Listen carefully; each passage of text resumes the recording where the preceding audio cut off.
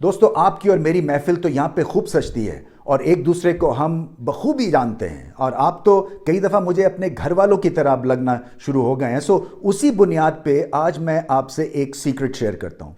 Breakfast में ज़्यादातर मैं मक्खन टोस्ट और चाय लेता हूँ, और आज इस मैच में मुझे कुछ ऐसा महसूस होता रहा जैसे कि दोनों टीम्स के फील्डर्स ने ये ठान ली हुई थी कि मुझे मेरे ब्रेकफास्ट वाले मक्खन की वो याद दिलाते रहेंगे, क्योंकि हथेली पे मक्खन लगा के आए थे। जो कैच हवा में गया हथेली में आया, हथेली से स्लिप होकर ज़मीन पे। और भारत ने अपने लिए सिचुएशन ज़्यादा मुश्किल बनाई, क्योंकि फील्डिंग की वजह से ये मैच हाथ से निकला।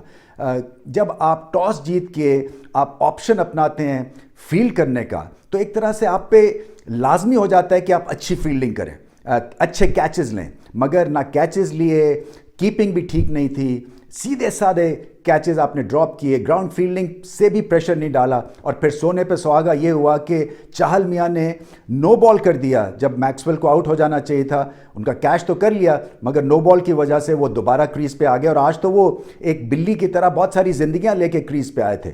और जब वो आउट हुए उस वक्त तक डैमेज हो चुका था। वेड बहुत अच्छा खेले, वेड ने पिछले मैच की तरह गलती नहीं की और लंबी इनिंग्स खेली उन्होंने, और बहुत आला एंगल्स के साथ उन्होंने बड़ी बड़ी हिट्स लगाई। बैट स्पीड उनकी बेइंतहा तेज़ है, फुटवर्क बहुत अच्छा है, वार्नर की तरह दिखते हैं और फेयरलेस क्रिकेट खेलते हैं। और वॉशिंगटन सुंदर पे प्रेशर क्रिएट किया उन्होंने, चाहल पे प्रेशर क्रिएट किया मैक्सवेल ने।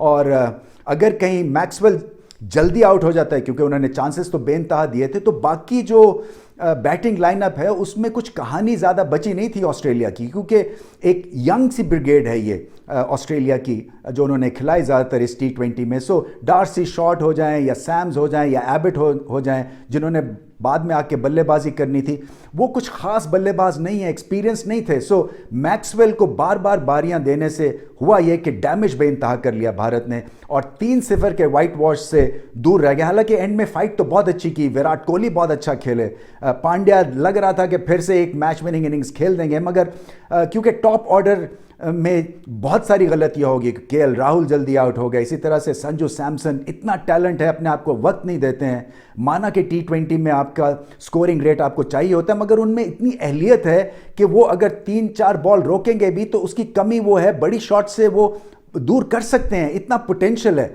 सेल्फ बिलीफ थोड़ा सा और चाहिए उनको इंटरनेशनल क्रिकेट में।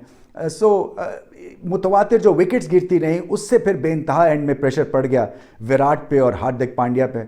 विराट बहुत आला खेले हैं, क्योंकि रिदम है, उनके पास बड़ी शॉट्स लग रही हैं और क्वालिटी बैटिंग देखने को मिली। मगर क्वालिटी स्ट्रैटेजी ऑस्ट्रेलिया से देखी बॉल के साथ। 2 लेग स्पिनर्स खिलाते हैं अब वो, और दोनों लेग स्पिनर्स ने जानदार और शानदार बॉलिंग की, इसलिए कि बड़ी बड़ी विकेट्स ली स्वेप्सन ने और जैम्पा ने, और प्रेशर क्रिएट किया विकेट्स लेके। और यही भारत को समझना है कि कुलदीप यादव का भी रोल उनको किसी ना किसी तरह से निकालना है T20 क्रिकेट में चाहल के साथ, क्योंकि फिर वो फॉर्मिडेबल स्पिनिंग पेयर बन जाएगा। और अगर चाहल का एक दिन खराब भी जाता है, उसकी कमी जो है वो कुलदीप यादव पूरी कर सकते हैं, क्योंकि रिस्ट स्पिनर को हिट लगानी जो है वो खतरे से खाली नहीं होता और बैट्समैन बार बार चांस लेगा।